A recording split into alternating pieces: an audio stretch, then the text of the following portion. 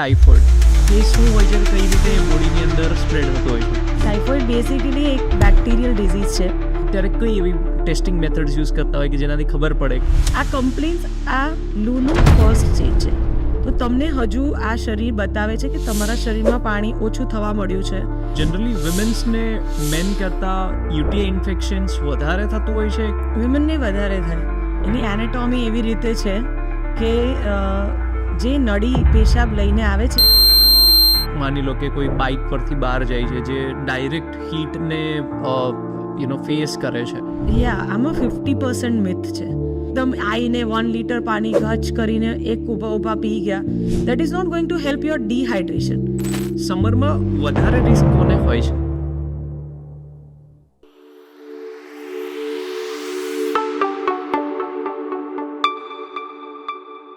Hello everyone, આજે આપણી સાથે છે ડૉક્ટર રીમા સોલંકી ચૌહાણ CY હોસ્પિકેરથી, અને આપણે આજે સ્ટાર્ટ કરવા જઈ રહ્યા છે podcast series 3. Welcome doctor Reema, how are you? I'm good Sagar, thank you very much. Thank you. આપણે આજે સમરને રિલેટેડ ક્વેશ્ચન્સ આપણે પૂછીશું અને ઘણી બધી ઇન્ફોર્મેશન આપણે એમની પાસેથી જાણીશું કે સમર એટલે કે ઉનાળો, એમાં ઘણા બધા એવા રોગો થતા હોય છે જે ઋતુ સ્પેસિફિક હોય, જે સિઝનલ હોય. તો એમના વિશે આપણે આ પોડકાસ્ટની અંદર વધારે માહિતી મેળવીશું. સો ડૉક્ટર, આપણે ઉનાળાની અંદર ટાઇફોઇડ છે, યુટીઆઈ છે, હીટ સ્ટ્રોક છે, એવા રોગો વધારે થતા હોય છે અને એની ઇફેક્ટ વધારે આપણને ઉનાળાની અંદર જોવા મળતી હોય છે. તો એના કારણ શું હોઈ શકે? It is true. એવરી સિઝનના પોતાના રોગ હોય છે અને એવી રીતે સમરમાં અમુક બીમારી વધારે થાય છે. એવું નથી કે આ રોગો બીજા સિઝનમાં નથી થતા, બટ એના જે કોઝ છે એ તમને સમરમાં વધારે જોવા મળશે. યુટીઆઈનો વસ્તુ લઈએ તો UTI is basically urine infection, અને જો સમરમાં પાણી ઓછું થઈ ગયું તો ગરમીના કારણે શરીરમાં એમ પણ પાણી ઓછું થવાનું છે. That is one of the reason કે સમરમાં યુટીઆઈ થઈ શકે. સેકન્ડ પાર્ટ, ટાઇફોઇડની વાત કરીએ. ટાઇફોઇડનું મેઇન કારણ જ પાણી છે.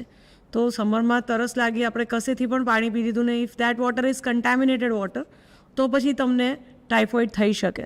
સમરમાં બીજા રોગોમાં જોન્ડિસ આવે છે, બીજા રોગમાં લૂ લાગવું, હીટ સ્ટ્રોક જેને કહેવાય, એ હીટથી ડિપેન્ડન્ટ રોગ છે. શરીરની પોતાનું તાપમાન કંટ્રોલ કરવાનો જે રેગ્યુલેશન છે એ તૂટી જાય અને ગરમી એટલી બધી વધી જાય શરીરમાં કે એના અલગ અલગ એના જે સિમ્ટમ્સ છે એ બધા અલગ અલગ થાય અને એને લૂ લાગવું કહેવાય, એને હીટ સ્ટ્રોક કહેવાય. પાણીથી, ખોરાકથી, જે આપણે લોકો સ્પેશિયલી સમરમાં લેતા હોય એનાથી બીજા રોગો થઈ શકે. પાણી, ઠંડુ પાણી, આઈસ્ક્રીમ, દેન બરફ ગોલા, શેરડીનો રસ, આ બધી જગ્યાએ બરફ યુઝ થાય છે અને અગર એ વોટર સોર્સ પ્રોપર નથી, ચોખ્ખો નથી, તો તમને કાકડા ફૂલી જવું, જોન્ડિસ થવું, આવા બીમારી બધી, ટાઇફોઇડ, આવા બીમારી તમને સમરમાં વધારે તમે પ્રોન છો. હવે એ પણ સમજવા માંગીશ કે જેમ કે ટાઇફોઇડ, તો એ શું હોય છે? અને એ આપણે જાણ્યું કે પાણીથી થઈ શકે, ફૂડમાં કંઈ એવું હોય તો એનાથી થઈ શકે. તો એ શું હોય છે અને કઈ રીતે બોડીની અંદર સ્પ્રેડ થતો હોય છે? ટાઇફોઇડ બેસિકલી એક બેક્ટેરિયલ ડિઝીઝ છે. એક એવો બેક્ટેરિયા જે શરીરથી બહાર પાણીમાં હોય અને એ પાણી કોઈ રીતે આપણા શરીરના અંદર પહોંચે, ફૂડના રીતે, પાણી પીવાના લીધે એ આપણા શરીરના અંદર જાય. જઠરમાં, આપણા સ્ટમકમાં બહુ બધું એસિડ હોય છે ટુ ડાયજેસ્ટ ફૂડ. તમારું જમવાનું પાચન થાય પ્રોપર, એના માટેના એસિડ હોય છે. મોસ્ટ ઓફ ધ બેક્ટેરિયા સ્ટમકમાં કિલ થઈ જાય છે. પણ અગર કોઈ એવું માણસ છે જેનું કદાચ એ એસિડ ઓછું બને છે, યા ક્રોનિક ઇલનેસ છે, યા પછી પ્રમાણ જે બેક્ટેરિયાનો હતો તે બહુ જ વધારે છે એ પાણીમાં, જે પાણી તમે લીધું, તો પછી એ બેક્ટેરિયા સર્વાઈવ કરવાના છે, આગળ વધવાના છે. આંતરડાના લાસ્ટ ભાગમાં, મોટું આંતરડું, નાનું આંતરડું, આપણા બે હોય ભાગ, તો નાના આંતરડાના લાસ્ટ ભાગમાં આ જ બેક્ટેરિયા જઈને પોતાના સંખ્યાને વધારે છે અને એ સંખ્યાને જ્યારે વધારે, એ દરમિયાન તમને આ 10 થી 12 દિવસનો ગાળો હોઈ શકે કે તમે કશુંક એવું પાણી પીધું જેમાં બેક્ટેરિયા હતા, જે ટાઇફોઇડ, સાલ્મોનેલા ટાઇફી, પેરાટાઇફી, આ ટાઇફોઇડના અલગ અલગ ટાઈપના જંતુ છે, અને એ જંતુ હતા એ પાણીમાં, અને પછી એ તમે લીધા 10 થી 12 દિવસમાં તમને એ રોગ તમારા અલગ અલગ લક્ષણો સાથે બહાર દેખાશે. જ્યારે ટાઇફોઇડ થાય ત્યારે જેમ કે તમે કીધું કે જઠર એટલે કે નાનું આંતરડું અથવા મોટું આંતરડું, તો એમાં શું થતું હોય છે? સો બેસિકલી ટાઇફોઇડ જઠર, આપણું સ્ટમક જે છે એના બધું ખાવાનું ખાઈએ એટલે પહેલાં સ્ટમક પર પહોંચે, સ્ટમક એને પાચન કરવાનું કામ કરે, અને કેમ કે એના અંદર એવા એસિડ હોય કે જે પાચન કરવાની શક્તિ ધરાવતા હોય, એટલે બહારથી ખોરાકમાં બહુ બધા ટાઈપના જંતુ જવાના જ છે. તમારા હાથ ચોખ્ખા ના હોય, પ્લેટમાં કંઈક નાનું મોટું હોય, વેજીટેબલ લાયા હતા વેજીટેબલમાં કશુંક હોય, પાણી ઉમેર્યું પાણીમાં કશુંક હોય, આ બધા જંતુ શરીરના અંદર મોઢા વડે આપણે અંદર મોકલવાના છે. અને દેન અગર સ્ટમકમાં એસિડ છે તો એ જંતુઓને મારી દેવાનું છે. અમુક વાર જંતુનું પ્રમાણ જ એટલું વધારે હોય કે એ એસિડ એને કવર ના કરી શકે. સ્ટમક પછી આપણું પાચન કરેલું અડધું પચાવેલું ફૂડ આગળ જાય, જે નાના આંતરડામાં જાય.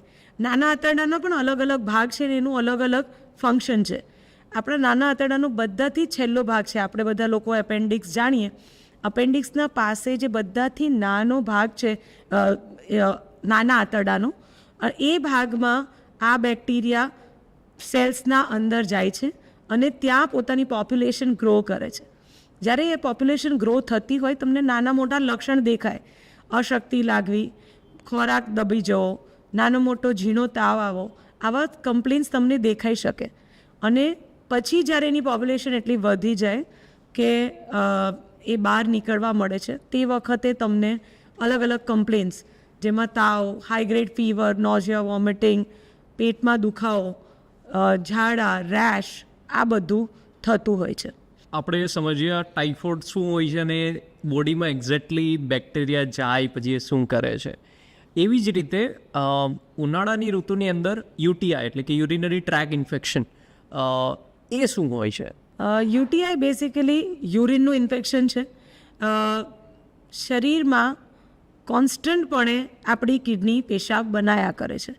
24 કલાક એનું કામ છે. ઇટ ઇઝ લાઈક 24 કલાકનો પંપ જે ચાલુ છે શરીરમાં. જે પણ લોહી ફરે છે એ લોહીમાંથી જેટલા પણ ખરાબ વસ્તુઓ છે જે કામની નથી શરીરને, એ બધો કચરો યુરિન વડે નિકાળ દેવો એ કિડનીનું કામ છે. એવી રીતે પણ અગર શરીરનું પાણી જ ઓછું હોય તો પછી એ કિડની પર ભાર પડે. તમે બહુ વાર સુધી પેશાબ રોકી રાખો તો પેશાબની થેલી પર ભાર પડે, કેમ કે આ જે યુરિન બન્યું છે તે યુરિનમાં અલગ અલગ ઇન્ફેક્શન ગ્રો થઈ શકે છે. એટલે જો તમે હોલ્ડ કરી રાખશો, એ કચરો છે, કચરો વધારે વાર સુધી ભરી રાખશો તો પછી એમાં કંઈક ને કંઈક સડો લાગશે અને that causes urinary infection. Urine infection નીચેથી ઉપર વહેતું હોય છે. એટલે તમને બધાથી પહેલાં તમે જ્યાંથી યુરિન નીકાળો છો, પછી પેશાબની થેલી, પછી પેશાબની નળીઓ અને પછી કિડની, આમ રીતે ઉપર જતું હોય છે. એટલે તમે કોઈ એવી જગ્યા લૂ યુઝ કર્યું, બાથરૂમ યુઝ કર્યું જે ક્લીન નહોતું, કે ત્યાં ઓલરેડી ઇન્ફેક્શન હતું, તો પણ તમે કન્ટ્રાક્ટ કરી શકો છો. તમે કોઈ એવા સ્વિમિંગ પુલમાં કે કોઈ નદીમાં એવી જગ્યાએ ગયા કે જ્યાં પાણી ચોખ્ખું નહોતું અને એ તમારે શરીરને ટચ થશે તો એ પણ તમને રેટ્રોગ્રેડલી ઇન્ફેક્શન, યુરિન ઇન્ફેક્શન ક્રિએટ કરી શકશે અને યુરિન ઇન્ફેક્શનના ચિહ્નો, એના સિમ્ટમ્સ આપશે. ડેફિનેટલી આપણે સમજ્યા. અને ઉનાળાની ત્રીજી બીમારી જે આપણે વાત કરીએ આજે, જે છે હીટ સ્ટ્રોક, એટલે કે આપણને ઉનાળાની અંદર લૂ લાગી જવી, તો એ શું હોય છે, એ કઈ રીતે થતું હોય છે? આપણા શરીરમાં, બ્રેઇનમાં એવી એબિલિટી છે કે આપણે કોઈ પણ ટેમ્પરેચરમાં બેસીએ, આપણા શરીરનું અંદરનું ટેમ્પરેચર એક પર્ટિક્યુલર ઝોનમાં જ રહે. સો અગર હું મારું કામ એવું છે કે હું 16 ડિગ્રી પર જ વર્ક કરું છું, આઈ એમ સમ ફાર્મા ક્વોલિટી ઇન્સ્પેક્ટર, અને હું હંમેશા મારા કામ 16 ડિગ્રી ટેમ્પરેચર પર જ ચાલે છે. અને ઈધર હું એક કોન્ટ્રાક્ટ વર્કર છું કે જેને કામ કરવાનું છે હીટ વાલા એરિયામાં કે જ્યાં બહુ જ વધારે હીટ છે, એસી નથી, બહારનો તડકો જે પણ છે મને લાગે છે, તો પણ આ બંને સ્થિતિમાં હ્યુમન બોડીનું ઇન્ટરનલ ટેમ્પરેચર એક રેગ્યુલેટેડ ફોર્મેટમાં જ ચાલવું જોઈએ. એનાથી ઉપર કે નીચે જશે તો પછી હ્યુમન બોડી પોતાના પ્રોપર રીતે વર્ક નહીં કરી શકે, કિડની પોતાનું કામ નહીં કરી શકે, લીવર પોતાનું કામ નહીં કરી શકે. અને લૂ લાગવું એટલે અંદરનો આ થર્મોસ્ટેટ બગાડી નાખો. અંદરનો થર્મોસ્ટેટ એટલો બધો બગડી જાય કે તમારા ઇન્ટરનલ ઓર્ગન્સ કામ ન કરી શકે અને ધીરે ધીરે એ ઇન્ટરનલ ઓર્ગન ફેલિયર તરફ જવા મળે, એક પછી એક જવાબ આપવા મળે, એટલે કિડની બગડે, લીવર બગડે. જ્યારે આ સ્થિતિ થાય તો એને હીટ સ્ટ્રોક કહેવાય છે. પણ બેસિકલી તમારું ઇન્ટરનલ થર્મોસ્ટેટ બગડી જવું આને લૂ કહેવાય. હવે હીટ સ્ટ્રોક જે છે એટલે કે લૂ, તો એ શું ડેન્જરસ હોઈ શકે? અને જો કોઈ એને ધ્યાન ના આપે અને તો એને ક્યારે ડૉક્ટર પાસે જવું જોઈએ? એવા કયા સાઇન્સ એમને જોવા મળતા હોય?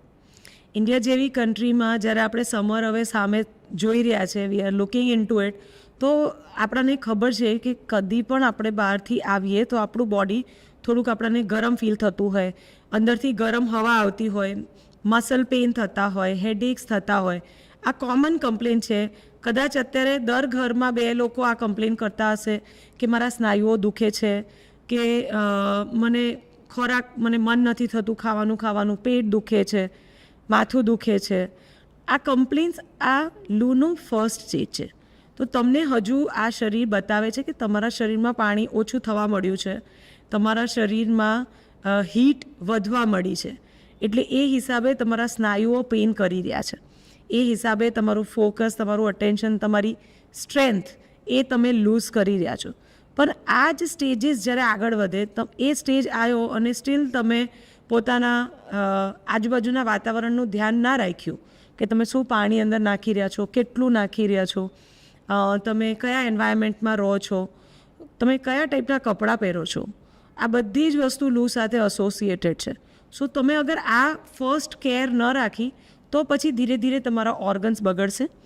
ઓર્ગન્સ બગડવા મળ્યા તો પછી તમને સિરિયસ ઇફેક્ટ્સ દેખાશે, જેમાં બોડી ટેમ્પરેચર મોર દેન 104, તમારું યુરિન ઓછું થઈ જવું કે બંધ થઈ જવું, બહુ જ વધારે ડાર્ક કલર્ડ યુરિન થવું, રેડ હિમેટુરિયા થવું, સાથે તમારું બ્રેન વર્ક ના કરવું, બેસિકલી તમારી કોન્શિયસનેસ લૂઝ કરવું, તમારું વાતમાં ચોખવટ ના રહે, you start blabbering, you start talking irrelevant, hallucinate કરે લોકો, ના હોય એવી વસ્તુઓ જોવે. આ બધું એ દેખાડે છે કે એમને CNS ઇન્વોલ્વમેન્ટ આવવા મળી છે. સો આ બંને વસ્તુ, જો બોડી ટેમ્પરેચર મોર અને બ્રેન ઇન્વોલ્વમેન્ટ આ આવી જાય તો then this is emergency. You should not go to even a small doctor to say આપણને જ્યાંથી સિમ્પલ ગોળીઓ મળતી હોય ત્યાં પણ નહીં. આ સાઇન છે કે this is emergency, take it seriously and rush to a hospital. એ સમજ્યા. અને આપણે 2 વસ્તુ છે, એક હીટ એક્ઝોર્શન હોય અને એક હીટ સ્ટ્રોક હોય. જો હીટ એક્ઝોર્શનને આપણે સોલ્વ ના કરીએ અને અનટ્રીટ રહેવા દઈએ તો એ કઈ તરફ કોમ્પ્લિકેશન્સ તરફ જઈ શકે? Exactly, this is what we were talking કે હીટ એક્ઝોશન એ લૂનો પહેલો ભાગ છે. જ્યારે હજુ તમે સિર્ફ વીક ફીલ કરો છો, લેથાર્જિક ફીલ કરો છો, તમારી શરીર દુખે છે, તમારા પાસે સ્ટ્રેન્થ નથી, હેડેક્સ થાય છે, માઇનર નોઝિયા ફીલ કરો છો, આને ટેમ્પરેચર લેસ દેન 104 છે.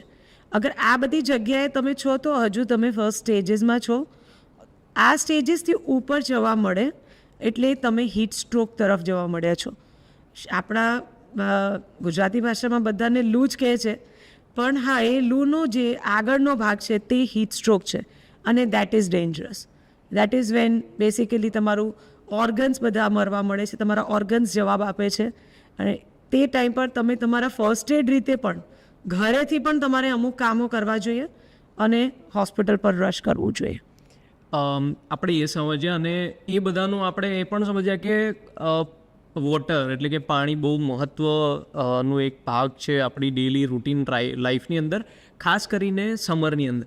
તો ડિહાઇડ્રેશન એટલે કે પાણી આપણે ઓછું પીએ અથવા લિક્વિડ આપણે ઓવરઓલ ઓછું લઈએ એક્સટર્નલી, તો એનાથી આપણે ડિહાઇડ્રેશન થાય. તો ડિહાઇડ્રેશન સમરની અંદર બહુ કોમન હોય છે, આપણે અવારનવાર જોતા હોઈએ. તો એવી શું ટિપ્સ તમે આપશો કે જે આપણે હાઇડ્રેટ રહેવું જોઈએ અથવા જેનાથી આપણે હાઇડ્રેટ વધારે થઈ શકીએ ડેઇલી લાઈફની અંદર? ડિહાઇડ્રેશન ઇઝ બેઝિકલી તમારા શરીરમાં 70% પાણી છે. આ પાણી અલગ અલગ જગ્યાએ વપરાય છે. તમારા મસલ્સને ફ્રીલી મૂવ કરી શકો એના માટેની સ્ટ્રેન્થ ક્રિએટ કરે છે. તમારું ખાવાનું પચી જાય, તમારી કિડનીઝ પ્રોપરલી ટોક્સિન્સ નીકાળ્યા કરે, તમે બોલી શકો, સલાઈવા બન્યા કરે, આ બધી જગ્યાએ એ પાણી વપરાય છે. ડિહાઇડ્રેશન ઇઝ કે તમે એ પાણી પૂરતું રોજનું રોજ ના આપો. તમારા શરીરમાં તમારા વજન હિસાબે પાણી જોઈતું હોય. અગર એ પાણી તમે નથી આપ્યું તો પછી તમારા શરીર કસેથી ને કસેથી નીકાળીને કામ કરવાની છે. એવી રીતે એ બોડી, અને બિકોઝ કે અત્યારે સમર છે તો તમારા બોડી હીટથી જે ઇવોપરેશન થવાનું છે એ પણ એક વસ્તુ છે કે જ્યાંથી તમે વોટર લૂઝ કરવાના છો. અપાર્ટ ફ્રોમ કે તમે સ્ટૂલ પાસ કરો છો, યુરિન પાસ કરો છો, એના સિવાય તમે પરસેવો પણ નીકાળવાના છો. આ બધી જગ્યાએ જો પાણી પૂરતું તમે નહીં પહોંચાડો પાછા શરીરમાં, એ વસ્તુને ડિહાઇડ્રેશન કહેવાશે. અને ડિહાઇડ્રેશનના લક્ષણોમાં ઓછું યુરિન થવું, ડાર્ક કલર યુરિન થવું, તમને બહુ બધું ડ્રાય ફીલ થવું ગળામાં, તમને રાત્રે ઊભું થવું પડ્યું પાણી પીવા માટે, તમારા મસલ ક્રેમ્પ થયા, નસ ચડી જાય વારે વારે, અને સ્ટૂલ કોન્સ્ટિપેશન થઈ જવું. સો these are science of dehydration. આ જ્યારે આમાંથી કશુંક થાય છે એનો મતલબ કે this is time, start drinking more water. Water can save 70% of your illnesses if you are in dehydration. પાણીને ટકાવવા માટે ઇલેક્ટ્રોલાઇટ અલગથી જોઈએ, કેમ કે જ્યારે તમે પરસેવાની વાત કરો છો એટલું પાણી નથી જઈ રહ્યું, એમાં ક્ષાર પણ જઈ રહ્યા છે. એટલે એ પાણીને ટકાવવા માટે તમારે ક્ષાર લેવા પડશે. આપણે લોકો ફોર્ચ્યુનેટ છે કે આપણી સંસ્કૃતિમાં જ લૂના બહુ બધા સારા એ છે લિક્વિડ્સ છે કે અત્યારે કેરી આવી જશે તો બધા લોકો કેરીનો રસ, જે શરબત જેવું પીશે, એન્ડ શેરડીનો રસ પીશે, વલિયારીનું પાણી પીશે. So all those things come to us naturally. આપણા ડે ટુ ડે લાઈફમાં, ગુજરાતીઓના ડે ટુ ડે લાઈફમાં એ વસ્તુઓ આવે છે. બટ જે લોકો એ વસ્તુઓની ઇમ્પોર્ટન્સ નથી સમજી શકી રહ્યા, તો એ લોકોને હેરાન થવાના ચાન્સીસ વધી જશે. Hydrate your self. પાણી ઇઝ બેસ્ટ. તમે પાણીથી પોતાની જાતને કશે પણ નુકસાન નથી આપવાના, પણ દિવસ દરમિયાન ઇલેક્ટ્રોલાઇટ વોટર, જેમાં નારિયેળ પાણી, લીંબુ પાણી, આ બધું પણ આવે છે, એ પણ એટલું જ જરૂરી છે. હવે આપણે જનરલી બહાર જઈએ તો માની લો કે કોઈ બાઇક પરથી બહાર જાય છે જે ડાયરેક્ટ હીટને ફેસ કરે છે, અને ખાસ કરીને હજુ ટેમ્પરેચર વધશે ઉનાળાની અંદર, જેમ કે ઉનાળો પીક પર આવશે, તો લોકો બહારથી ઘરે આવે એટલે તરત જ આપણને એવી ઈચ્છા થાય, કેમ કે આપણે ઓલરેડી ડિહાઇડ્રેટેડ હોઈએ, બહાર જઈએ અને જો પાણી વ્યવસ્થિત ના લીધું અથવા લાંબી સફર કરી હોય તો શું તરત જ પાણી લેવું જોઈએ? કે જેમ કે આપણે એક કોન્સેપ્ટ આપણે વિચારતા હોઈએ, રાઈટ, કે એક્સરસાઇઝ કરીએ એટલે તરત પાણી ના લેવું, થોડો સમય રાહ જોવી. તો એવું શું આમાં એવું કોઈ હોય છે કે એવું કોઈ મિથ છે કે લોકોને પ્રેક્ટિસ કરવી જોઈએ? આમાં 50% મિથ છે. ધ થિંગ ઇઝ કે હા, તમારે બહારથી તડકામાંથી આવો એટલે શરીરને પાણી જોઈએ જ. તમને તરસ લાગી હોય કે ના લાગી હોય, તમારે પાણી પીવાનું જ છે. પણ લેવાની સ્પીડ શું છે એના પર બહુ જ મોટું ડિફરન્સ પડે છે. સો યુ કે નોટ કમ ડાયરેક્ટલી તમે એકદમ આવીને 1 લીટર પાણી ગચ કરીને એક ઊભા પી ગયા. That is not going to help your dehydration. It might feel good. ગરમી હશે ને જો તમને સાચામાં એટલી બધી હીટ લાગી ગઈ હશે તો એકવાર જ્યારે ઠંડુ પાણી શરીરમાં જશે તો એ જે મેં વાત કરી હતી થર્મોસ્ટેટની, એ હેલ્પ કરે, એ તમારા ઇન્ટરનલ થર્મોસ્ટેટને હેલ્પ કરશે. પણ ઇફ યુ હેવ કામ યોર સેલ્ફ ડાઉન, તમે બેસ્યા છો, પછી તમે ભલે લીટર પાણી પીઓ છો પણ તમે શાંતિથી પીઓ છો, ટેમ્પરેચરનો વાંધો નથી. If you are a person who enjoys cold water, have it cold એમ કરીને. પણ તમે જો ધીરે ધીરે એ હાઇડ્રેશન લો છો તો એ તમને ફાયદો વધારે કરવાનો છે. Same amount of water just તમે એને સ્પેન ઓફ 1 મિનિટમાં ના લઈને સ્પેન ઓફ 10 મિનિટમાં લો છો તો તમને એ હાઇડ્રેશન વધારે મદદ કરવાનું છે to fight the heat you come from એમ કરીને. જે લોકો કોર્પોરેટમાં હોય એટલે જનરલી ઓફિસીસમાં 9 to 6ની જોબ હોય એ લોકો એસીમાં વધારે બેસતા હોય. ઇવન ઉનાળાની અંદર એસીમાં બેસે એટલે સ્વાભાવિક છે કે એટલી આપણને તરસ ના લાગે, એટલી પાણી પીવાની ઈચ્છા ના થાય. તો એના માટે કોઈ ટીપ ખરી? અંદરનું બોડી ટેમ્પરેચર બેસિકલી તમને તરસના બધાનું અપ ડાઉન કરી શકે એવી રીતે. પણ જેમ મેં કીધું કે દર બોડી વેઇટનું whatever your body weight is multiplied by 0.035. This is minimum your body needs for your regular life. I'm not talking about કે જેમાં તમારે કંઈક બહાર જઈને મહેનત કરવાની છે, પરસેવો બહુ નીકાળવાનો છે.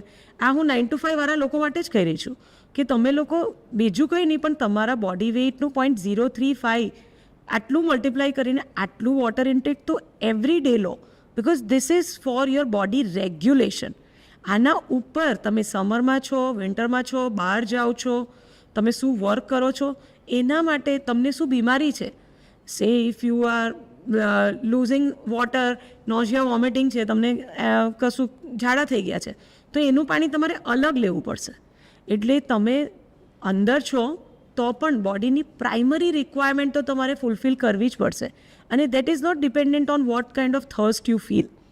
સો if you are tuned in that way કે તમે તમારા થર્સ્ટનો જે સિગ્નલ ફીલ કરો છો એ સિગ્નલને વીક કરી નાખ્યું છે, તમે નથી સમજવા માંગતા, એ તમારા ડેડલાઇન્સ એટલા છે કે તમારા પાસે નથી ટાઈમ પીવાનો, રાઈટ, તો પછી તમે બેકલોગ ક્રિએટ કરશો. તમને રોજનું 2 લીટર પાણી પીવાનું હતું અને કેમ કે આજે બહુ હેક્ટિક ડે હતો, મીટિંગ પછી મીટિંગ હતી એટલે મેં અત્યારે નથી પીધું. હવે ઘરે ગયો પછી હું 3 કલાક જ હતો, તો 3 કલાકમાં મેં 1 લીટર પીધું હશે.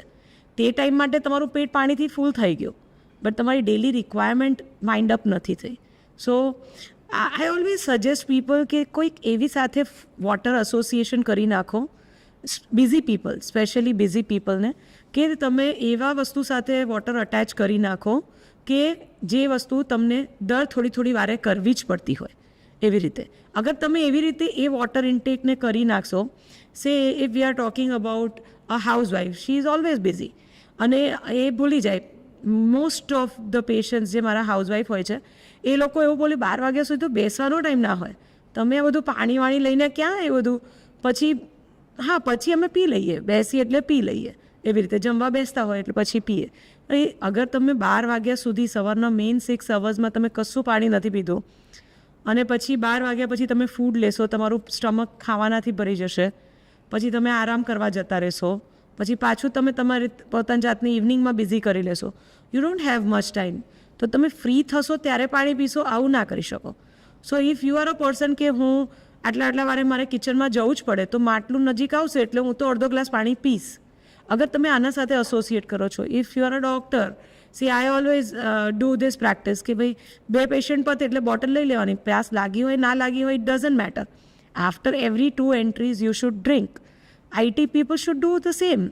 If you are doing some chores every day, કે ભાઈ જેમાં મને આ કામ તો મારે રોજ જ કરવાનું, તો હું જેટલી વાર આ વિન્ડો ઓપન કરીશ ને, that is my subtle reminder કે I have to drink water. So if you associate your lifestyle અને યોર વર્ક ટુગેધર, તો પછી તમને રિમાઇન્ડર્સની જરૂર નહીં પડે. Eventually it becomes a habit અને every time you do that, એ તમારે સબકોન્શિયસલી તમે વિચાર્યા વગર તમે એ બોટલ પકડી લેશો, તમે પાણી પીવા મળશો. બટ યસ, અમુક ટાર્ગેટ્સ રોજના ખતમ કરવા જ પડે, એના સિવાય your body is not going to help you. હવે હું એક આર્ટિકલ હમણાં રીડ કરી રહ્યો હતો, એની અંદર એવું હતું કે જ્યારે તમને પાણીની તરસ લાગે છે, તમે જ્યારે થ્રસ્ટી છો, તો તમે નોર્મલ વોટર લો, ચાહે કોઈ માટલાનું વોટર હોય કે નોર્મલ વોટર હોય જેનું ટેમ્પરેચર નોર્મલ હોય બેઝિકલી, ઇન્સ્ટેડ ઓફ તમે બહુ જ ઠંડુ પાણી પીવો કેમ કે તમને તરસ લાગી છે.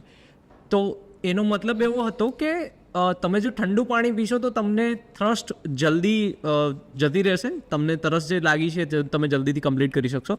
પણ જે તમને હાઇડ્રેશન તમારી બોડીને જોઈએ છે એ કદાચ એટલું નહીં થાય. માની લો કે તમે નોર્મલ વોટર પીવાના હતા તો એ 1 ગ્લાસ 1.5 ગ્લાસ તમે પીવાના હતા, પણ તમે જો ઠંડુ પાણી પીધું તો તમે અડધો ગ્લાસ કે 1 જ ગ્લાસ પી શક્યા.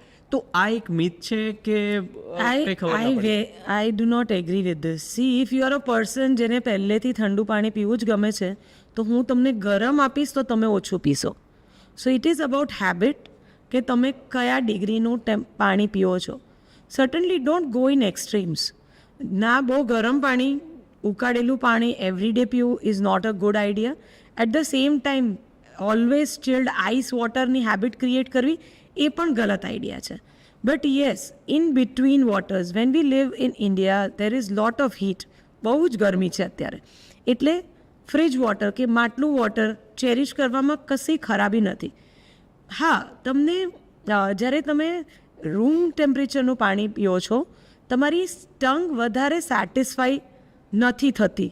ઇન્સ્ટન્ટ ગ્રેટિફિકેશન રૂમ વોટર પર નથી મળતું, અને એટલા જ માટે એટલા પણ ઠંડા પીણા છે એનું આખો માર્કેટ જ એના પર છે કે તમારી ટેસ્ટ, તમારી ટંગ જે છે એ તમને વધારે સેટિસ્ફાઈંગ ફીલ થાય if you put say cold water on it, આમ કરીને.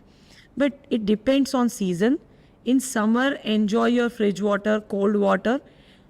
Amount is important. Amount depends in your head. If you make sure કે તમને આટલું પાણી પીવું છે તો તમે પી જશો. નહીં તો આઈ હેવ સીન પીપલ, અગર તમે એને ચિલ્ડ વોટરના જગ્યાએ, I think in your family તમે જોતા હશો, અગર કોઈ માણસ છે જેને રોજ ફ્રિજનું જ પાણી આપે છે, કોઈ મહેમાન બનીને કોઈના ઘરે ગયા ને એમને જો સાદું પાણી પીધું તો એ જરા 2 સિપ લઈને મૂકી દેશે. ઇન્સ્ટન્ટલી ઘરે જતાં સાથે પોતાની બોટલમાંથી આખી લીટર પાણી પતાવી નાખશે. So it's very personal choice, I feel. Okay, આપણે હીટ સ્ટ્રોકની જ્યારે વાત કરીએ ત્યારે કયા એજ ગ્રુપ, જેમ કે બાળકો છે, કિડ્સ છે, એડલ્ટ્સ છે, સિનિયર સિટીઝન્સ છે, અથવા જે લોકો ઘરની બહાર જઈને કામ કરે છે, હાર્ડવર્ક કરે છે તડકાની અંદર, તો કયા એજ ગ્રુપને હીટ સ્ટ્રોકમાં વધારે ઇફેક્ટ થાય એવું કશું હોય છે? રિસ્ક વધારે રહે. યંગ કિડ્સ, એલ્ડરલી, આ લોકોને રિસ્ક વધારે રહે. અને જે લોકો, ઓફકોર્સ જે લોકો બહાર જાય છે, જે લોકોનો ઓલરેડી હીટ સાથે આવો રિલેશન છે કે એવરી ડેનો એક્સપોઝર છે, એ લોકોના પણ લૂ થવાનો રિસ્ક વધારે રહે. લૂ થયા પછી, because if we talk about elderly, એ લોકોના ઓર્ગન્સ ઓલરેડી વીક ઓર્ગન્સ છે, ગ્રોન ઓર્ગન્સ છે, એજ્ડ ઓર્ગન્સ છે. તો ઓર્ગન ફેલિયર સ્ટાર્ટ થશે ત્યારે એજ્ડ ઓર્ગન્સ બહુ સર્વાઈવ નહીં કરી શકે. એટલે બિકોઝ ઓફ દેટ આ જે પર્ટિક્યુલર ક્રાઇટેરિયાઝ છે, less than say 10 year of age, more than 60 years, people with diabetes, hypertension, જેમને ક્રોનિક ઇલનેસીસ છે, આ લોકોને આપણે લોકોએ હીટથી વધારે પ્રોટેક્ટ કરવું. You are talking about people who work in extreme conditions, તો એ લોકો માટે પણ people of marketing who are on field વધારે પડતા, યા ફિલ્ડ જોબ્સ, જેની પણ ફિલ્ડ જોબ્સ છે, એ લોકો, people who work with high temperatures, be it summer be it winter. પણ માનો ફેક્ટરીઝ છે જેમાં બોઇલર્સના પાસે કામ કરે છે, જ્યાં હીટ બહુ વધારે છે, સર્ક્યુલેશન પુઅર છે, તો તમે ઘરના અંદર પણ હશો તો પણ તમને, ફેક્ટરીના અંદર પણ હશો, બિલકુલ તમે સવારે 7 વાગ્યાથી આવી જાઓ છો ને રાત્રે 8 વાગે જાઓ છો, વિન્ટર છે, તો પણ તમને હીટ સ્ટ્રોક થઈ શકે છે. સાદી ભાષામાં લૂ થઈ શકે છે. પણ વધારે આ લોકોને ગરમીમાં સેવ કરવું જોઈએ કે જેમાં 10 વર્ષથી નીચે અને 60 વર્ષથી ઉપર અને કોઈ પણ ક્રોનિક ઇલનેસ કોઈને હોય તો. જો કોઈને હીટ સ્ટ્રોક આવે અને કોઈ અનકોન્શિયસ થાય અથવા કોઈ એવી સાઇન, તમે જે રીતે આગળ કીધું એ રીતે કોઈ સાઇન જોવા મળે, એટલે કે આપણે એમને ઇમરજન્સી કહીએ, તો એમના માટે ફર્સ્ટ એડ શું હોઈ શકે કે એમને ફર્સ્ટ શું એમને એવું કરવું જોઈએ જ્યાં સુધી ઇમરજન્સી હેલ્પ આવે? સો બેસિકલી બે સીન આપણે વાત કરતા હતા. એક સીન છે જેમાં હીટ એક્ઝોશન, જેમાં તમે હજુ જોશો કે શરીર હજુ લાલ છે, પરસેવો છૂટી રહ્યો છે, ગરમી લાગે છે, ભલે ચક્કર આવી ગયા છે, વીકનેસ ફીલ થાય છે. આ જ્યારે સ્થિતિ પર છીએ આપણે લોકો, જે હીટ એક્ઝોશન છે, લૂનો પહેલો ભાગ. અને બીજો ભાગ કે જેમાં શરીર પેલ પડી ગયું છે, શરીરમાં પરસેવો નથી, ગરમ છે, તપે છે શરીર, ભાન નથી માણસનો કદાચ, કે લવારી કરે છે. તો ઓલ ધોઝ થિંગ્સ આ બે દૂના ભાગ છે. This is more serious, this is less. બંનેઓના first aid kind of similar છે, પણ હીટ સ્ટ્રોકમાં આપણે હોસ્પિટલને પણ ઇન્વોલ્વ કરીશું. પણ પહેલાં એમને લૂઝ ક્લોધિંગ કરી નાખો. અગર બેલ્ટ ફિટ પહેર્યું છે, જેકેટ્સ નાખ્યા છે, મલ્ટિપલ લેયરિંગ કરી છે, તો loosen the clothes first. Try to have patient જેને પાણીથી નવડાવી દો, યા તો પાણી એના પર નાખો, યા પછી ભીના કપડાં કરીને એના પર મૂકીને પંખા ચાલુ કરો. અગર એ એવી જગ્યા પર છે જ્યાં સર્ક્યુલેશન સારું નથી, ક્લોઝ રૂમમાં કામ કરે છે, તો પછી સર્ક્યુલેશનનું કામ કરો, વિન્ડોઝ ઓપન કરો, ફેન ઓન કરો. સો ધીઝ આર ધ થિંગ્સ જ્યાં આપણે બોડી ટેમ્પરેચરને કૂલ ડાઉન કરવાનો ટ્રાય કરે છે. મોર દેન 104 ટેમ્પરેચર જશે એટલે બોડીના ઓર્ગન્સ શટડાઉન થવાના ચાન્સ થશે.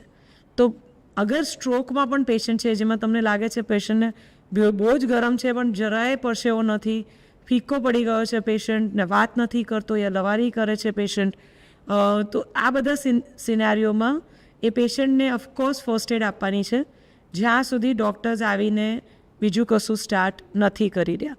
એટલે સર્ક્યુલેશન એનું આજુબાજુ સરસ છે, ભીના કપડાં એના પર પડ્યા હુઆ છે, પંખો ચાલુ છે, એના કપડાં લૂઝ કરી નાખ્યા છે, ઓલ ધોઝ થિંગ્સ. અગર શૂઝ પહેર્યા છે તો શૂઝ સોક્સ નીકાળી દેવાના છે. So you have to work on all those parts.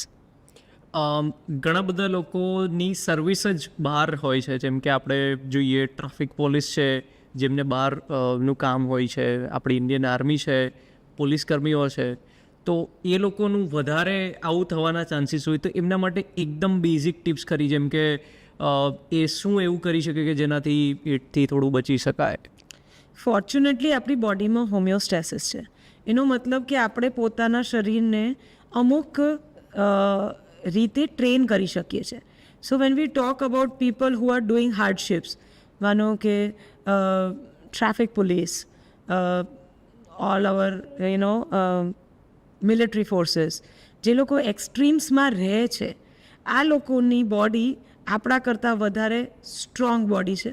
સો એમને આપણા જેવા સ્ટેન્ડર્ડ્સ નથી. જો આપણે જે લોકો 9 to 5 કરે છે એ એક દિવસ પણ અગર 3 કલાક અત્યારે ઇન્ડિયન હીટમાં ફરી લીધું તો એને હીટ એક્ઝોશન થવાના 80-90% ચાન્સીસ છે, અગર એને વોટર ઇન્ટેક પ્રોપર નથી રાખ્યો, શેડ પ્રોપર નથી રાખ્યો તો.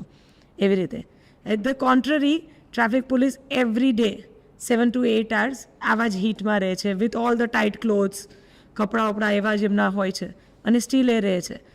બોડીની ટ્રેનિંગ અલગ છે. એ લોકોને એવી રીતે ટ્રેન કરવામાં આવ્યા છે એમની બોડીને કે એમની બોડી એ સહી શકે છે. બટ સ્ટીલ વસ્તુઓ સેમ જ રહેશે. સિમ્ટમ્સ અગર એમને પણ આવે છે તો તરત એમને આ જ રીતે મદદ કરવાની છે. અને હાઇડ્રેશન, આ ઇન્ટરનલ થર્મોમીટર બગડ્યું એવી વાત છે, તો એ જે હીટ અંદરનું જે સિસ્ટમ છે આપણો, એને કૂલ ડાઉન કરવા માટે વારંવાર પાણી અને ઇલેક્ટ્રોલાઇટ વોટર લયા કરવું. લૂ લાગવામાં શુગર પણ બહુ ઓછું થઈ જાય છે, હાઇપોગ્લાયસીમિયા થાય છે, એટલે જે તમને વીકનેસ, ચક્કર લાગે છે તે એના લીધે લાગે છે. એટલે સિમ્પલ વોટર પીશો તો કદાચ તમે એટલા બધા રિજુવિનેટેડ નહીં ફીલ કરો, પણ એટ ધ સેમ ટાઈમ તમે શેરડીનો રસ પીશો તમે કહેશો ઓ અમૃત, it feels very good, I am energetic now. It is because કે હીટ તમારી એટલી બધી કેલરીઝ ખાઈ જાય છે કે તમે શુગર ડિપ્રાઇવ થઈ જાઓ છો, અને એ હાઇપોગ્લાયસીમિયા તમને હેઝી ફિલિંગ આપે છે કે વીક ફિલિંગ આપે છે. સો વોટર અને ઇલેક્ટ્રોલાઇટ બેલેન્સ આ ઇમ્પોર્ટન્ટ છે. અને જો તમે આવા ફિલ્ડ જોબ્સમાં છો જ્યાં તમે વધારે પ્રોન છો તો it is more of your duty two provide that kind of hydration તમારા બોડીને.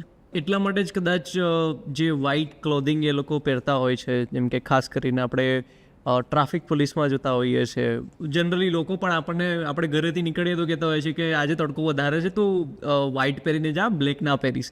સો એક કપડાની પણ ઇફેક્ટ હશે. So true, it is very very true. I see on name of style, fashion, અત્યારે જે પણ કલર ઇન ચાલતો હોય કે મારો ફેવરેટ કલર છે, આ બધું કરીને લોકો કલર ચૂઝ કરતા હોય એવી રીતે. But people who are in field should realize કે એ ટાઈમ પર ફેવરેટ વસ્તુ બોડી હોવી જોઈએ, કલર નહીં. લાઇટ કલર ક્લોથ્સ સનરેઝને રિફ્લેક્ટ કરે. વ્હાઇટ બહુ જ વધારે લેવલ પર ઓલમોસ્ટ 98% યુવીને રિફ્લેક્ટ કરી નાખતા હોય છે.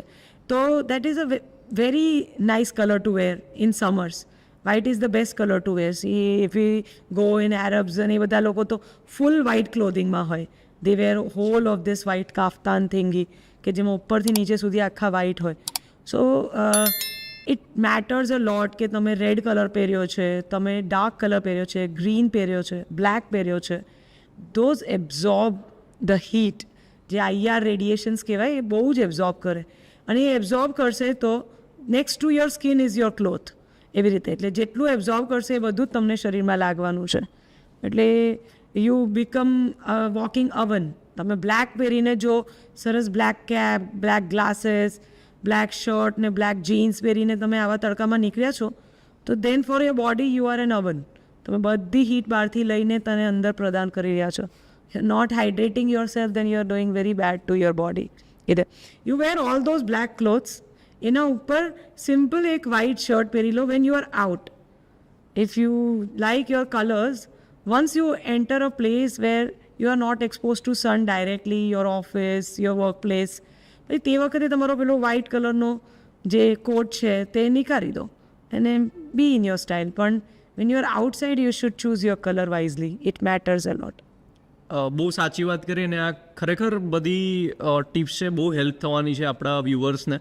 આપણે હવે ટાઇફોઇડની વાત કરીએ તો સમરની અંદર કેમ ટાઇફોઇડ વધારે થતો હોય છે? શું સમરની અંદર વોટર, આપણે વાત કરીએ તો વોટર કન્ટેમિનેટેડ ફૂડ હોય કે વોટર હોય એનાથી વધારે ઇફેક્ટ થતી હોય કે ગરમી તો છે જ, પણ એવું શું હોય છે કે જેનાથી સમરમાં જ એનું પ્રમાણ સડનલી ઇન્ક્રીઝ થતું હોય? સો બેસિકલી કેમ કે આ વોટર બોર્ન ડિઝીઝ છે, વોટરથી થનાર ડિઝીઝ છે, એટલા માટે અને સમરમાં બધાને તરસ વધારે લાગે છે. દે પ્રિફર ઓલ ધીસ બેવરેજીસ. બધા ઠંડા પીણા બધાને ગમતા હોય સમરમાં. એટલે બહાર નીકળ્યા તો લીંબુ પાણી, કશે શિકંજી મળતી હોય, કશે શેરડીનો રસ મળતો હોય, તો તરસ લાગી હોય ને જો એ પર્સન ઇઝ ધેર તો તમે પસંદ કરશો કે લાવો એક પી લે, થોડું ઠંડુ લાગશે. You feel good. સો એ હીટ સ્ટ્રોકમાં તમને બહુ મદદ કરી રહી છે એવી રીતે. બટ અગર એનો સોર્સ ઓફ વોટર સારો નથી અને એનામાં જો એ સાલ્મોનેલા ટાઇફી, પેરાટાઇફી છે, એ બેક્ટેરિયા છે જે તમને ટાઇફોઇડ કરી શકે, તો પછી તમે વાઉન્ડ અપ થાઓ. ઓન કોન્ટ્રરી, તમે વિન્ટરમાં એ પસંદ નહીં કરો. વિન્ટરમાં તમે વધારે હોટ બેવરેજીસ પસંદ કરશો. બહાર જશો તો તમને કોફી પીવાનું મન થશે, તમને સૂપ પીવાનું મન થશે. That's a basic difference. Also is કે ટાઇફોઇડ એક એવી પણ ઇલનેસ છે જે પર્સન ટુ પર્સન પણ થઈ શકે. એટલે if I M a carrier અને હું તમારા બધા માટે જમવાનું બનાવું છું તો દેર ઇઝ હાઈ ચાન્સ કે you are all getting my infection if I am not hygienic. Of course, if I am hygienic, if I wash myself properly, અને say if I take care of things I am using, પાણી બધું હું ધ્યાન રાખી રહી છું તો થવાના chances ઓછા થઈ જાય. યુ હેવ ટુ રિયલાઇઝ આજના એરામાં, give this example to many of my patients knows this, કે તમે એ સમજો કે એક પાણીપુરીવાળા ભૈયા જે ડેલીનું ડેલી કમાય છે અને ડેલીનું ડેલી ઘરે લઈ જાય છે. ટાઇફોઇડ એક લાંબો રોગ છે. એવી રીતે એ કેરિયર તમે તમે 14 દિવસ સુધી હજુ લોકોને આપી શકો છો. ટ્રીટ થયા પછીની વાત કરું છું, તમે હજુ આપી શકો છો. તો એક પાણીપુરીવાળા ભૈયા કે એક શેરડીનો રસ આપનાર ભૈયા, એમને જો ટાઇફોઇડ મુસીબતથી થઈ ગયું, કોઈ પણ રીતે એમને થઈ ગયું, અને એમને આપણે લોકોએ દવા આપી, એ દવાથી એમનો તાવ બેસી ગયો, એ તાવ બેસ્યા પછી એ કેટલા દિવસ ઘરે બેસશે? એની પરિવાર એના એ પૈસા પર નિર્ભર છે. એટલે બીજા જ દિવસે આવીને કામ કરવાનો છે. અગર એ બીજા જ દિવસે આવીને કામ કરવાનો છે તો he is a carrier, he can give it to 5 people. એવી રીતે that is how it multiplies rapidly. એવી રીતે ફૂડ ઇન્ડસ્ટ્રીમાં જે અસાઇન્ડ પીપલ હોય, કે માનો જે સારી હોટેલ્સ છે, રેસ્ટોરન્ટ્સ છે, એ લોકોને કમ્પલસરી આપણે ત્યાં કોર્પોરેશનને સિક્કા આપવા પડે કે મારો આ કુક છે, એને ટાઇફોઇડની વેક્સિન લીધી છે, એને આ કર્યું છે. એ કમ્પલસરી વસ્તુ છે ફૂડ ઇન્ડસ્ટ્રીમાં કામ કરનાર માણસો માટે. એવી રીતે but people who are not in that legal chain, જે લોકોને કશે કોઈ સર્ટિફિકેટ નથી જમા કરવું, એ લોકો કેટલું આ બધા માટે ધ્યાન આપી શકશે? So we have to be aware about that also. If you are stuck to a person કે મને આની પાણીપુરી બહુ જ ભાવે, તો પછી એની હેલ્થ પણ તમારે ધ્યાન રાખવાની છે. જે 5 દિવસ નથી ઊભો રહ્યો તો એને જઈને પૂછવાની જિમ્મેદારી પણ તમારી છે, અને પછી એના પાસેથી તમે ખાઓ છો તો એની જવાબદારી પણ તમારી પોતાની છે. એવી રીતે I think there are many things you should take care, specially સમરમાં જ્યારે ખાવા પીવાની બહાર મજા આવતી હોય, પણ કોણ પ્રોવાઈડ કરી રહ્યું છે, ક્યાંથી સોર્સિસ આવે છે, એનો પણ ટેક કેર કરવું બહુ જરૂરી છે. બિલકુલ આપણે એ સમજ્યા, અને ડેફિનેટલી કે આપણે ન ખાવું જોઈએ જરૂર એ એવું નથી, અથવા કોઈ માણસ પાસેથી આપણે બાય ન કરીએ એ આપણો કોન્ટેક્સ નથી. ડેફિનેટલી એ છે કે આપણે કઈ રીતે રોગથી બચી શકીએ. બહુ સાચી વાત કરી. If you have a favourite panipuri bhaiya, તો આઈ ફીલ કે અગર એની હેલ્થ ઉપર નીચે થઈ છે તો બી ઇન દેટ કોન્ટેક્ટ, કે ભાઈ એ તમને કહી શકે કે હા બીમાર થઈ ગયો હતો એવી રીતે, તો give a sanitiser. Every time ખાતા પહેલાં એ સેનિટાઈઝ કરશે તો the chances reduces. You can be that help to him if you like that food so much કે બીમારી પછી પણ તમને ખવડાવે. અને yes, he needs money most certainly, પણ તો પછી તમે પણ એ એક્સટેન્ડિંગ હેન્ડ ક્રિએટ કરી શકો છો કે તમારામાં અવેરનેસ છે, એનામાં નથી. આઈ એમ મોસ્ટ સર્ટન કે the food providers when provide food, good food providers love their customers. એટલે એ લોકો પૈસાથી ઉપર પોતાના કસ્ટમર્સને માને છે એવી રીતે. એટલે તમે અગર એમને એ અવેરનેસ આપશો, અગર તમે ફોર્ચ્યુનેટ છો ને તમને ખબર છે આ વસ્તુના વિશે, અને તમે એમને અવેરનેસ આપશો, તો બીજી વાર તમે જોશો કે એ બીમાર થયો એ જાતે પોતાની સેનિટાઈઝર બોટલ લઈને આવશે એવી રીતે. સો મેક દેટ હેલ્પિંગ હેન્ડ. એકવાર તમે એ અવેરનેસ ફેલાવો, બીજી વાર એ જાતે પોતાનું કામ કરી લેશે. ટાઇફોઇડ કોઈને થઈ ગયો અને એ ટ્રીટમેન્ટ નથી લઈ રહ્યા, તો એની શું કોમ્પ્લિકેશન્સ હોઈ શકે? અથવા એક કોઈ એવું પણ બની શકે કે એમને થઈ ગયો, સોલ્વ પણ થઈ ગયો, પણ એના લોંગ ટર્મ કોઈ કોમ્પ્લિકેશન્સ હોય ખરા? Yes yes, typhoid is a very serious illness, અને એ illness multi organ illness, surgical કોમ્પ્લિકેશનથી માંડીને ન્યુરો કોમ્પ્લિકેશન સુધી પહોંચી શકે છે. જેમ આપણે વાત કરી કે ટાઇફોઇડના પ્રાઇમરી જંતુ આપણા આંતરડામાં રોકાય છે, એટલે આંતરડામાં એ જંતુ મલ્ટીપ્લાય થાય છે અને વધે છે. જ્યારે એ જંતુ બહુ જ વધી જાય છે, આજુબાજુની દીવારોને ખાવા મળે છે, અને જ્યારે એ દીવારો પતલી થઈ જાય કે ફાટી જાય, ત્યારે એ જંતુ પછી બોડી કેવિટીમાં એન્ટર થઈ જાય છે. That is a very serious thing. એ વસ્તુ તમને ડેથ સુધી લઈ જઈ શકે છે એવી રીતે. એટલે અને બિકોઝ કે આ સટલ ઇલનેસ હોય છે, તો બહુ બધા લોકો, જે લોકો બહુ અવેર ના હોય પોતાના બોડી માટે, યા નિગ્લેક્ટેડ બોડીઝ જે લોકો હોય, તાવ છે, વીકનેસ છે, પણ ચાલશે લાંબુ ચાલતું હોય, those people end up in such complications, relapses. કે ભાઈ એકવાર થયું, અને જેમ મેં કીધું કે ટાઇફોઇડ એક લોંગ ડિઝીઝ છે, અને બહુ બધી વાર કેવું થાય કે પ્રાઇમરી છે એન્ટીબાયોટિક ડાયરેક્ટ એમાંથી લઈ લીધેલી, ભાઈ ઝાડા થયા છે એક એન્ટીબાયોટિક આપી દે, અનફોર્ચ્યુનેટલી ફાર્માસિસ્ટે એને એન્ટીબાયોટિક આપી દીધી, અને કેમ કે પ્રાઇમરી ડોઝ ઓફ એન્ટીબાયોટિક જતો રહ્યો, એકવાર ટાઇફોઇડ પાછો પડી પણ ગયો, અને કેમ કે પણ એનો ડોઝ જ પ્રોપર નહોતો. ટાઇફોઇડનો એન્ટીબાયોટિકનો ડોઝ બહુ અલગ છે, અને એ ફાર્માસિસ્ટને નથી ખબર, તો એનો પ્રાઇમરી ડોઝ આપવાનો છે. તો પછી એ જ્યારે એ 3 દિવસમાં, એને 5 દિવસ આપી, પેશન્ટને 3 દિવસમાં સારું થઈ ગયું, પછી એને ગોળી લેવાનું મન ના થયું એટલે એને ના લીધી, કેમ કે એને કોઈ સમજાયું જ નહોતું, અને એટલા માટે એ પાછું 14 દિવસમાં એ બધા જંતુ હજુ મર્યા નહોતા, અને હજુ સ્ટ્રોંગર થઈને 14 દિવસમાં બીજો ટાઇફોઇડ લઈને આવી જાય એવી રીતે. સો રિલેપ્સિસ આર કોમન ટાઇફોઇડમાં, કેમ કે એમના ડોઝ કમ્પ્લીશન્સ નથી થતા. એટલા માટે ડૉક્ટર્સ પાસે જ્યારે આવે પેશન્ટ, તો અમે લોકો એમને બહુ સમજાવીએ બેસીને કે ભાઈ ટાઇફોઇડ લાંબો રોગ છે, અમને ખબર છે, એટલે તમારે આટલા દિવસ દવા લેવી જ પડશે. અવેરનેસ આપ્યા પછી 95% પેશન્ટ પોતાનો કોર્સ પતાવી દે છે, કેમ કે અમે એમને આગળનું પણ સમજાવીએ છીએ કે ભાઈ નહીં થાવ તો સર્જરીમાં ઘૂસજો, અને that will be like worse than this, એટલે અત્યારે ગોળી લઈ લો. બ્રેઇનમાં ઇન્વોલ્વમેન્ટ થાય છે ટાઇફોઇડમાં, સીઝર્સ આવી શકે, ખેંચ આવી શકે. સો યા, આઈ થિંક ટાઇફોઇડમાં સિર્ફ એ ઇમ્પોર્ટન્ટ નથી કે ટાઇફોઇડ તમે ખબર પાડી દીધી. What people do, smart people, કે ભાઈ જાતે જઈને રિપોર્ટ કરાવી આવે, અને રિપોર્ટમાં પોઝિટિવ આવ્યું તો પછી એ જાતે ટ્રીટમેન્ટ પણ સ્ટાર્ટ કરી દે, અને પછી એ કોર્સીસ ફિનિશ ના થયા હોય. અને એટલા માટે હવે તમે મોર and more number of typhoid patients તમે જોઈ રહ્યા છો. હાર્ડલી આજથી 10 વર્ષ પહેલાં જ્યારે આપણે ટાઇફોઇડની વાત કરતા હતા તો તમને કદી ટાઇફોઇડ બહુ મોટો રોગ કદી ટાઇફોઇડ થાય અને અત્યારે હોસ્પિટલ્સ ફ્લડેડ છે. Right now most of the hospitals are flooded because of typhoid and jaundice એવી રીતે.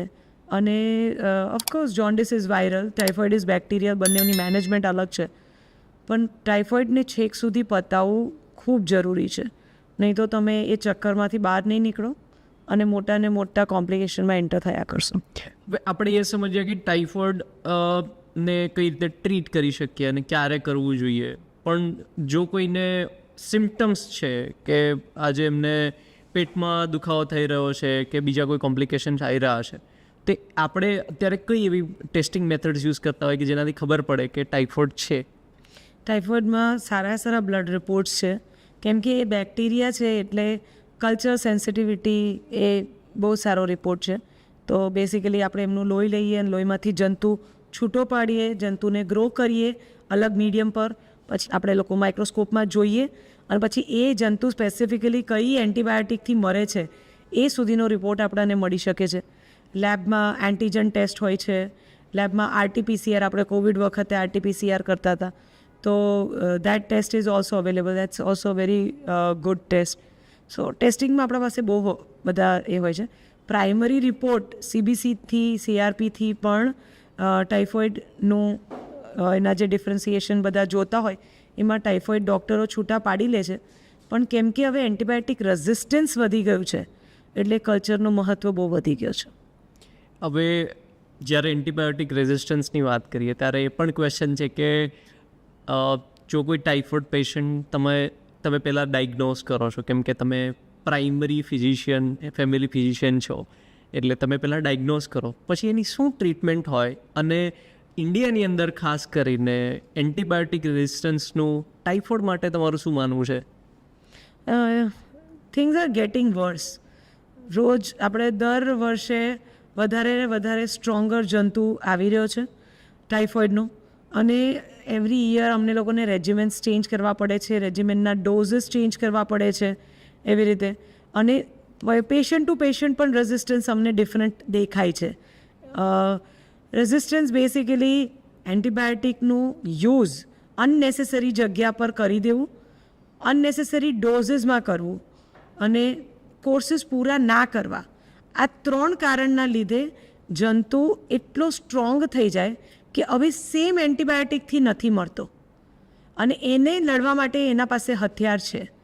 અને because of that A stronger થતો જાય અને પછી એક એવો ટાઈમ આવે કે none of the antibiotics are working એવી રીતે.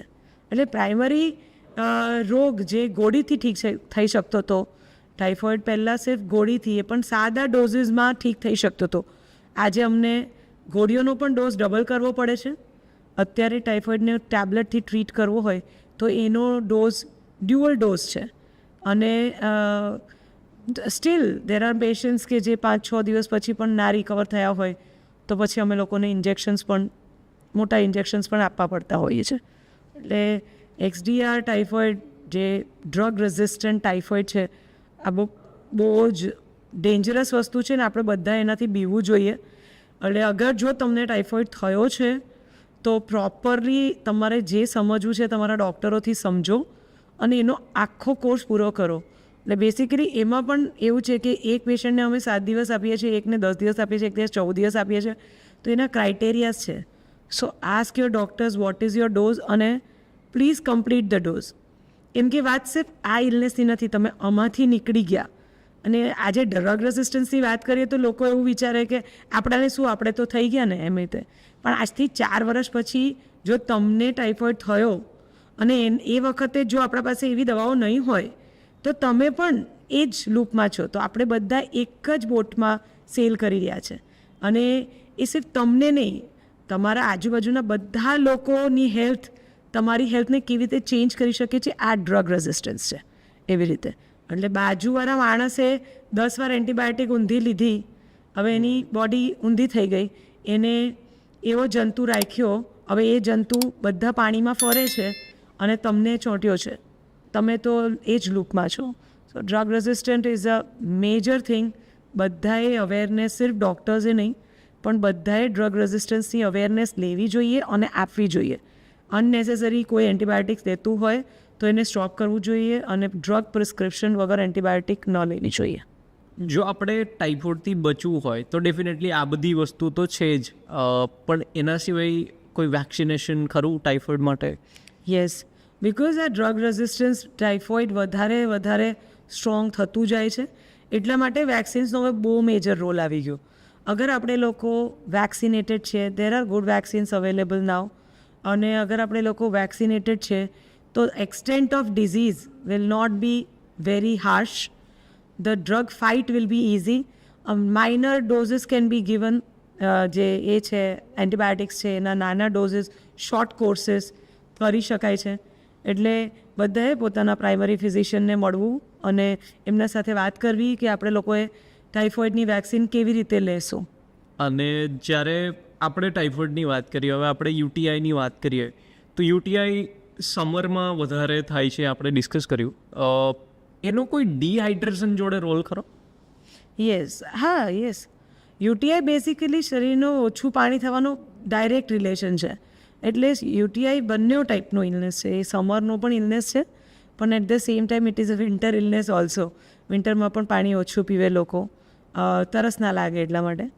પાણી યુરિન હોલ્ડ કરે, ખબર ના પડે. All those things are progressing to UTI. સમરમાં થોડુંક વધારે because we use public pools, we go in rivers, અને so all those things come in to play સમરમાં. પણ પાણી ઓછું લેશો તો યુટીઆઈ થવાના ચાન્સીસ વધી જશે. એ એક ફેક્ટ છે, it's not a myth. So UTI કોઈને હોય પણ આઈડિયાઝ ના હોય કે યુટીઆઈ થયું છે, અને તમે જે તે કીધું કે એ પ્રોગ્રેશન બોટમ અપ હોય બોડીના સ્ટ્રક્ચર પ્રમાણે, તો એ કઈ રીતે ખબર પડે? એના સિમ્ટમ્સ કઈ રીતે આઈડેન્ટિફાઈ કરી શકાય કે આ યુટીઆઈ હોઈ શકે અને મારે હવે ડૉક્ટર પાસે જવું જોઈએ? યુટીઆઈમાં બેસિકલી તમને વારે પેશાબ લાગે, પેશાબની અર્જન્સી લાગે છે. જ્યારે પેશાબ કરવા જાઓ તો કશું પેશાબ ના થાય. પેશાબ કરતી વખતે તમને બહુ બળતરા થાય, દુખાવો થાય, પેશાબનો કલર ચેન્જ થયો હોય, રેડિશ યુરિન આવે, તમને ફીવર આવે, ઠંડી લાગીને ફીવર આવે બહુ. સો all these are complaints of UTI. અને ડૉક્ટર પાસે પ્રાઇમરી અગર તમને કમ્પ્લેન્ટ્સ છે, કેમ કીધું કે રેટ્રોગ્રેડ ઇન્ફેક્શન છે, અને જેમ આપણે એન્ટીબાયોટિકની વાત કરી કે કેમ કે યુટીઆઈ બેક્ટેરિયલ ઇન્ફેક્શન છે, એમાં પણ એન્ટીબાયોટિકનો બહુ સ્ટ્રોંગ રોલ છે. એટલે એમાં પણ જેમ અલગ સ્ટેજ છે એના અલગ દિવસો છે. સો if you R lower urinary tract infection, તમે 5 દિવસમાં પણ સાજા થવાના છો. અને જો તમને કિડની સુધી તમે બગાડીને આવ્યા છો, 2 મહિનાથી યુટીઆઈ ચાલે છે, તમે એને નિગ્લેક્ટ કર્યું છે ફોર વોટ્સો એવર રીઝન, તો તમારી કિડનીઝમાં આવી ગયું છે જો ઇન્ફેક્શન, તો એમાં અમે લોકો 21 દિવસ સુધી પણ 3 મહિના સુધી પણ એન્ટીબાયોટિક આપીએ છીએ એવી રીતે. એટલે કમ્પ્લેન શું છે, ડાયગ્નોસિસ શું છે, એ બધું જોઈને એન્ટીબાયોટિકનો કોર્સ ડિસાઇડ થાય છે. તમને ડૉક્ટર પાસે ક્યારે જવું જોઈએ? જો તમને પેશાબમાં પહેલી તકલીફ ચાલુ થઈ, સ્ટાર્ટ ડ્રિંકિંગ મોર વોટર.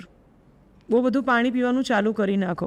જો તમે પાણી પીધું છે વ્યવસ્થિત અને સ્ટીલ તમારા કમ્પ્લેન રિઝોલ્વ નથી થઈ રહ્યા, તો I think first 24 to 48 hours તમારે પહોંચી જવું જોઈએ ડૉક્ટર પાસે કે ભાઈ હવે આ છે તો આગળ શું કરવું છે. આપણે એ સમજવા માગીએ છીએ કે જનરલી વિમેન્સને મેન કરતાં યુટીઆઈ ઇન્ફેક્શન્સ વધારે થતું હોય છે કે કઈ રીતે હોય છે? વિમેનને વધારે થાય. એની એનેટોમી એવી રીતે છે કે જે નળી પેશાબ લઈને આવે છે તે નાની છે, અને because of that urine infections ફિમેલને વધારે થતા હોય છે. લાઇફસ્ટાઇલ ચેન્જીસ કેવા કરવા જોઈએ?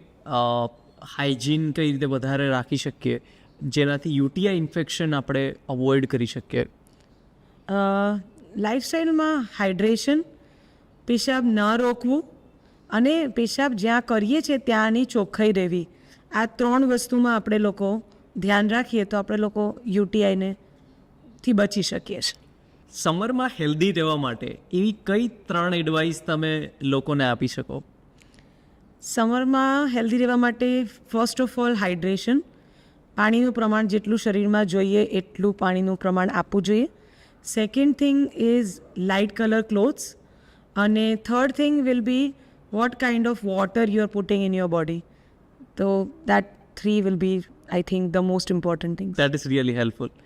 આપણે રેપિડ ક્વેશ્ચન્સમાં જઈએ તો હાઇડ્રેશન માટે બેસ્ટ ડ્રિંક શું? પાણી. મોસ્ટ ડેન્જરસ શું છે? હીટ એક્ઝોર્શન છે કે heat stroke? Heat stroke is the dangerous version.